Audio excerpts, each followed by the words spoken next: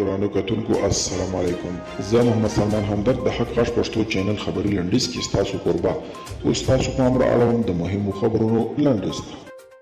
سیګار وايي افغان حکومت د فساد پر وړاندې ځینې کارونه کړي، خو په اصل کې د حکومت له لوري د فساد پر وړاندې مبارزه نمایشي بې ګټې او د مقررو غونډو تر جوړولو محدوده ده.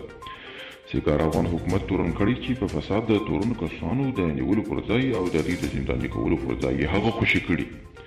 د امریکا د استازو مجلس غړو له ټرمپ د سرتیرو د ژر د ژوند ایستلو غوښتنه کړې ده.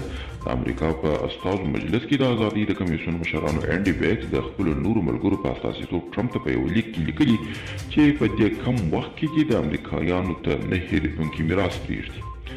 د امریکایي رسنیو د راپورونو له مخې د امریکا په دفاع وزارت کې د سرتیرو د ایستلو په اړه د نظر اختلاف و، خو اوس ټرمپ په رهبرۍ کې ګڼ تغییرات راوستلي او داسې کسان یې مقرر کړي چې له افغانستان د سرتیرو د راایستلو ملاتړي.